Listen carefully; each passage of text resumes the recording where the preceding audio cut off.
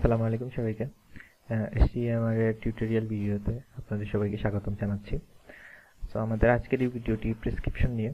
আমাদের এসটিএমআর সফটওয়্যারে যে চেঞ্জেসগুলো আসছে, যে আপডেটগুলো আসছে, এইগুলো সম্পর্কে আপনাদের অবগত করার জন্য আমাদের আজকের এই ভিডিও। আশা করি আপনারা ভিডিওটি মনোযোগ সহকারে দেখবেন এবং এই ভিডিওটি যদি আপনারা প্রথম থেকে শেষ পর্যন্ত দেখেন তাহলে প্রেসক্রিপশন রিলেটেড সব প্রশ্নের উত্তর এখানে পেয়ে যাবেন এবং খুব সহজেই আমাদের সফটওয়্যারটি ইউজ করতে পারবেন। চলুন শুরু করা যাক। প্রথমত আপনাকে এই ইউআরএল আসতে হবে stemr.com.bd। এখানে আসার পর আপনাকে লগইন করতে হবে। আপনি আপনার ইমেল এবং আইডি পাসওয়ার্ড দিয়ে এখানে লগইন করবেন। আপনার আইডি এবং পাসওয়ার্ড আপনাকে ইতিমধ্যে দিয়ে দেওয়া হয়ে থাকবে যদি আপনি একজন রেজিস্টার্ড ইউজার হয়ে থাকেন। তো আমি লগইনে ক্লিক করছি আমার আইডি পাসওয়ার্ড দিয়ে। তো এরকম ইন্টারফেস আসবে যেটা আপনারা খুব ভালোভাবেই জানেন। এখানে আসার পর আমাদের এখন আজকের ভিডিওর মূল উদ্দেশ্য হচ্ছে প্রেসক্রিপশন সম্পর্কে আরও একটু ডিটেলস আকারে জানা। সো আজকে আমি এই সবগুলো পয়েন্ট আপনাদের সামনে তুলে ধরবো যে কীভাবে প্রেসক্রিপশন নতুনভাবে কীভাবে অ্যাড করা যায়, আরও ইজিলি কীভাবে এফিশিয়েন্টলি ইউজ করা যায়। সো এটাই আমি আপনাদের সামনে আজকে তুলে ধরবো। চলুন আজকে একটা প্রেসক্রিপশন অ্যাড করি। আশা করি আপনারা জানেন ইতিমধ্যে কীভাবে পেশেন্ট অ্যাড করতে হয়। আর এই জন্যই আমি প্রেসক্রিপশন দেখাচ্ছি আজকে। সো আগে আপনাকে পেশেন্ট এড করতে হবে, তারপর প্রেসক্রিপশন। তো চলুন একটা প্রেসক্রিপশন এড করে দেখাই। আমি এর প্রেসক্রিপশনে ক্লিক করলাম।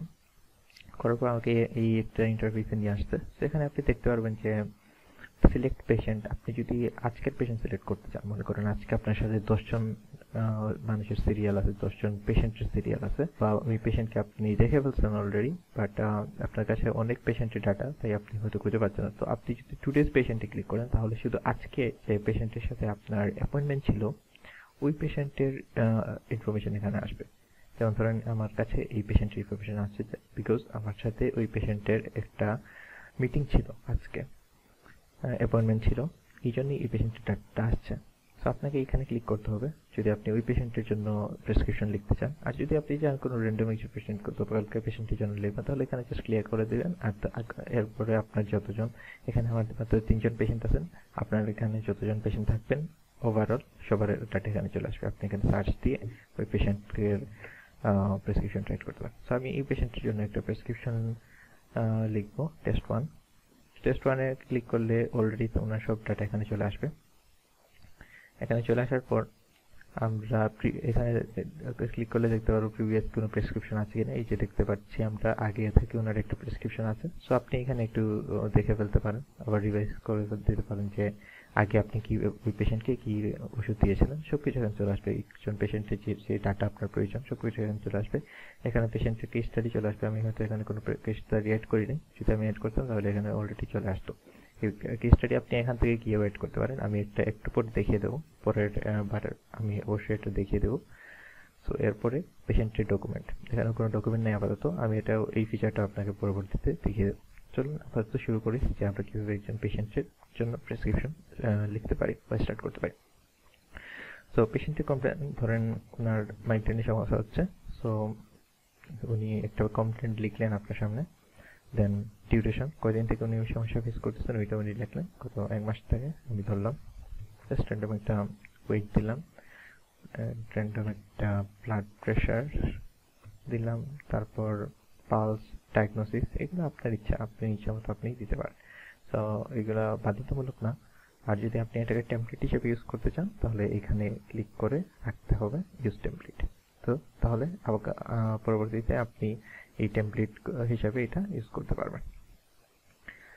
সো এখন যদি আপনি নতুন এই টেমপ্লেটগুলো আপনি আগে যে টেমপ্লেটগুলো সেভ করছিলেন ওইগুলো যদি ইউজ করতে চান তাহলে এখানে ইউজ টেমপ্লেটে ক্লিক করতে হবে। তাহলে কিন্তু আপনি মনে করেন চেস্ট পেইনের একটা টেমপ্লেট র্যান্ডমলি, এটা চেস্ট পেইনের যে টেমপ্লেটটা আমি সিলেক্ট করছি এটা আমি আগে থেকে করে রাখছিলাম, তাহলে এই টেমপ্লেটটা চলে আসবে। আপনি জাস্ট এখানে ছোটোখাটো চেঞ্জেস করে মানে আপনার পেশেন্টের প্রেসক্রিপশন খুব সহজেই লিখে ফেলতে পারবেন।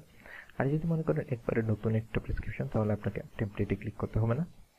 আমি ধরি আমরা একটা নতুন একটা প্রেসক্রিপশন তৈরি করছি, তাই সো আমি একটা র্যান্ডম একটা ইনভেস্টিগেশনের নাম বলি যে সিটি স্ক্যান করতে হবে। আপনি যদি কোনো ইনস্ট্রাকশন দিতে চান দিতে পারেন, আমার ক্ষেত্রে আমি নট অ্যাপ্লিকেবল দিতেছি। আর আরেকটা মনে করেন আমি এমআরআই টেস্টের জন্য ওনাকে দিলাম ইনস্ট্রাকশন, আপনাদের ইচ্ছা দিলে দিলেন। ইনভেস্টিগেশন বলতে টেস্ট, কি ধরনের টেস্ট আপনি আপনার রোগীকে রেফার করতেছেন, সো এটা আপনি এখানে লিখে দিতে পারবেন। পরে আসি মেডিসিনে। সো টেস্ট যদি আপনি আরও অ্যাড করতে চান, যতটা ইচ্ছা আপনি টেস্ট এখানে অ্যাড করতে পারবেন। আর ডিলিট করতে চাইলে এটা ক্লিক করলেন। মেডিসিনে আপনি যখন আসলেন, মেডিসিনে আসলে আপনি দেখবেন যে কোনো একটা মেডিসিনের নাম এখানে আমরা আপনি যে মেডিসিনের নাম আপনার দরকার ডেটাবেসে থাকবে, আপনি জাস্ট এখানে জাস্ট টাইপ করতে হবে লেটারটা, তাহলেই চলে আসবে। সো এখানে চলে আসলে একবার জাস্ট আপনি ওষুধে ক্লিক করলেই ওষুধের টাইপটা চলে আসবে, আর স্ট্রেংথ কত মিলিগ্রাম বা এটা পুরোপুরি অটোমেটেড ওয়েতে চলে আসবে। আর আপনাকে জাস্ট ডোজটাও এখানে অটোমেটিক চলে আসবে, আপনাকে জাস্ট সিলেক্ট করতে হবে। মনে করেন আপনি জাস্ট ওনাকে বলবেন সকালে একটা খাওয়ার জন্য রাতে একটা, সো আপনি 101 এটা এই ফর্মটা সিলেক্ট করতে পারেন। ইনস্ট্রাকশন দিতে পারেন যে খাবার আগে না খাবার পরে, এটা কয় মাস চলবে। এরপরে যদি এটা 1 মাস হয় বা তাইলে 1 মাস, আর যদি 2 মাস হয় তাহলে খাবার পরে চলতেই থাকবে, এভাবে দিয়ে দিলেন নাকি। আর অ্যাডভাইসের সময় আপনি লিখে দেবেন যে কি ঘটনা। সো খাবার আগে আমি দিলাম 15 দিন। যদি আরেকটা হয়, আরেকটা আপনি অ্যাড করতে চান অ্যাড করতে পারেন। মনে করেন আমি এটা অ্যাড করলাম, এখানে সব কিছু চলে আসলো, ডোজটা আমি সিলেক্ট করলাম, এটা খাবার পরে 15 দিন। নর্মালি আপনাকে জাস্ট দেখিয়ে যাইতেছি। এখন আসেন অ্যাডভাইসে, আপনি কি অ্যাডভাইস দিতে চাচ্ছেন রুগীকে। যেমন ধরেন আমি একটা অ্যাডভাইস লিখি, টিভি কম দেখবেন,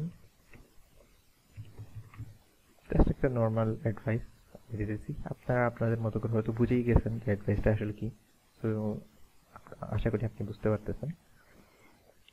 তারপর আসেন ভিজিট আফটার, কয় মাস পরে উনি ভিজিট করবেন, কয়দিন পরে, বা আপনি যত ইচ্ছা ততদিন, আপনি 15 দিন পরে আপনি এই ওষুধগুলো খান, খাওয়ার পর 15 দিন পরে আমার সাথে আবার দেখা করবেন।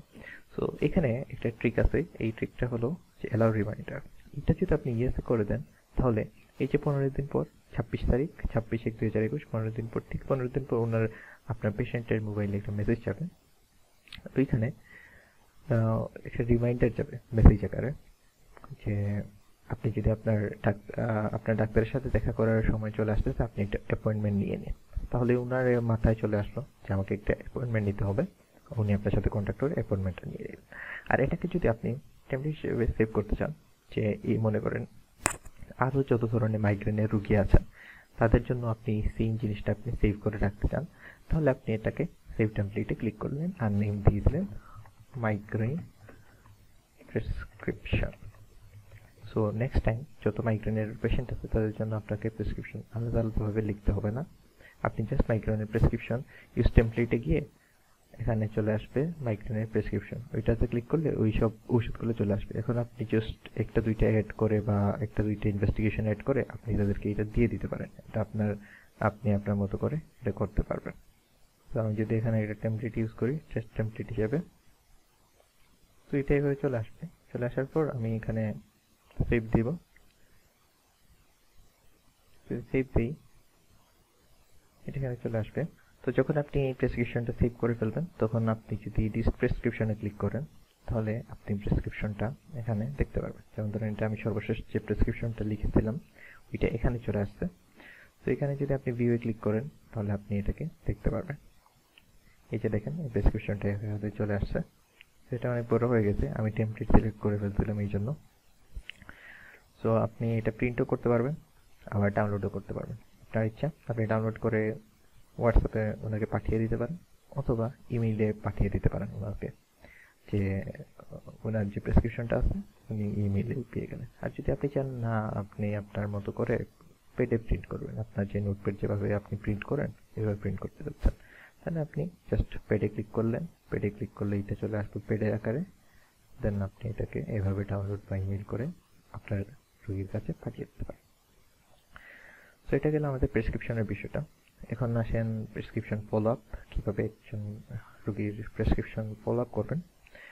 সো মনে করেন টেস্ট পেশেন্ট 1, ওনার প্রেসক্রিপশন ফলো আপ হয়ে গেছে, বা ওনার প্রেসক্রিপশন আপনি পাঠিয়ে দিচ্ছেন, রিমাইন্ডার দিয়ে দিচ্ছেন। তো 15 দিন পরে ওনার আরেকবার আসলেন, উনি এখন আপনি তো প্রেসক্রিপশনটা আবার ভিউ করতে হবে, তাই না?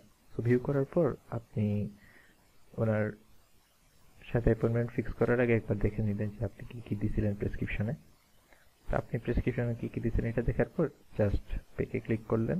ক্লিক করার পর প্রেসক্রিপশন ফলো আপে গেলেন, দেন ডান থেকে এটা ডান ফলো আপ করে দিন, মানে ওই প্রেসক্রিপশন আপনার ফলো আপ করা শেষ, আপনার দেখা শেষ। এখন আপনি ওই পেশেন্টকে আবার দেখতে প্রস্তুত। সো এটা হচ্ছে কি প্রেসক্রিপশন ফলো আপ। আমি একটা একটা করে যাচ্ছি যাতে কোনো সমস্যা না হয় আপনাদের। এখন আসেন আমরা কেস স্টাডি।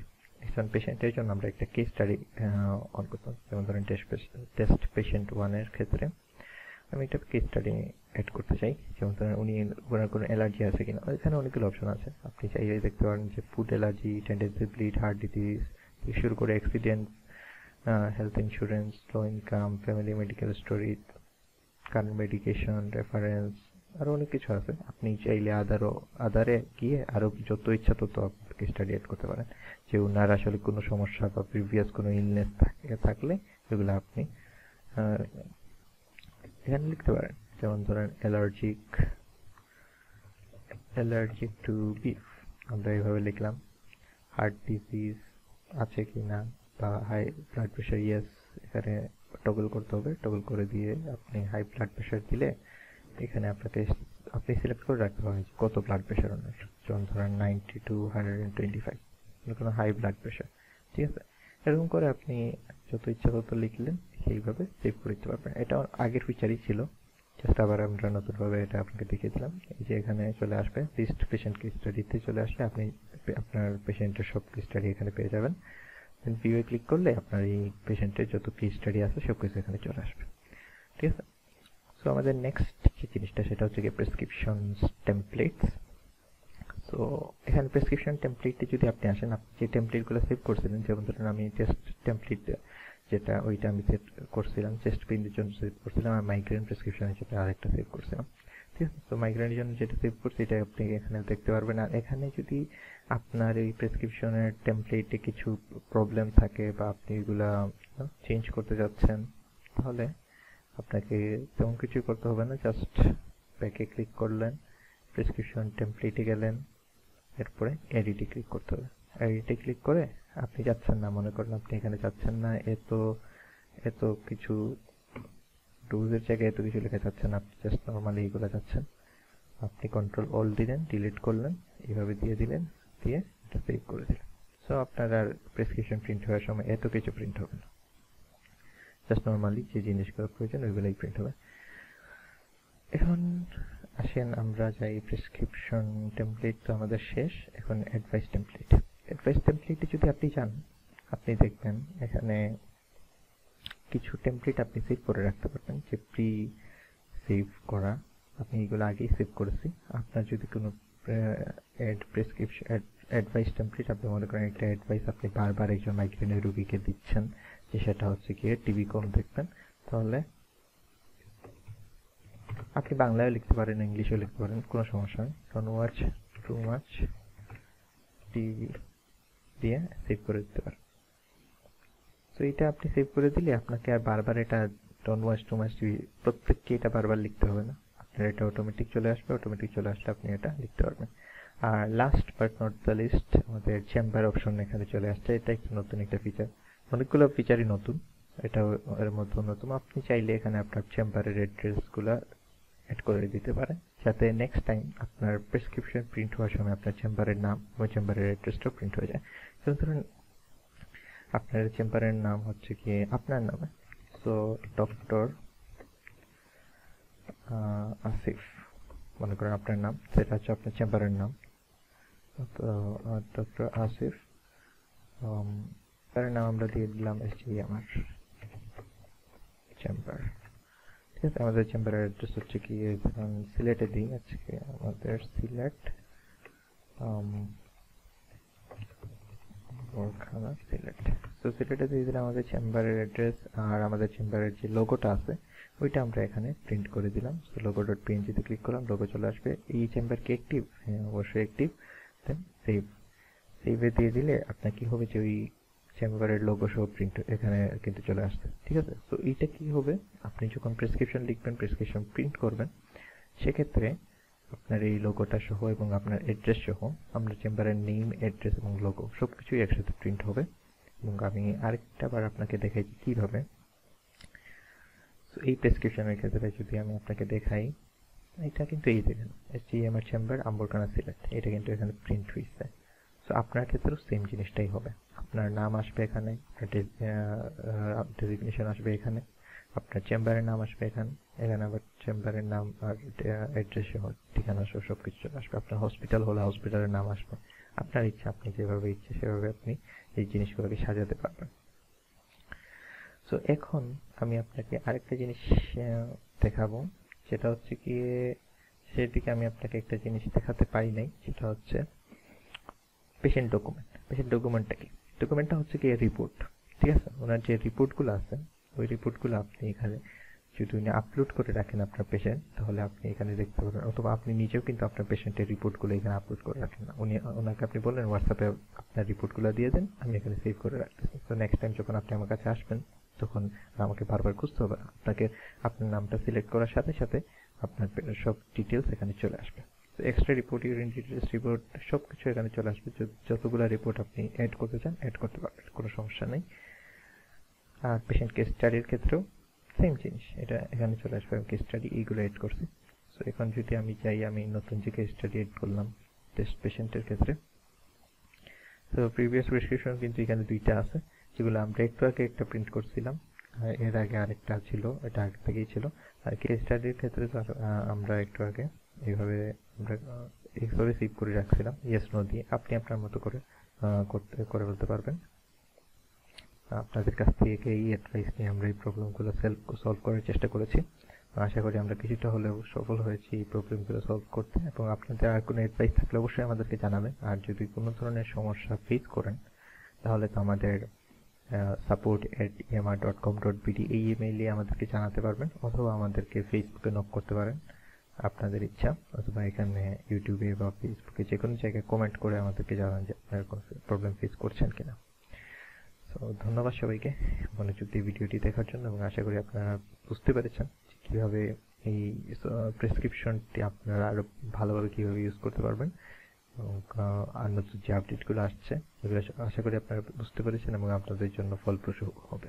ধন্যবাদ সবাইকে, ভালো থাকবেন, সুস্থ থাকবেন এবং নিরাপদ থাকবেন।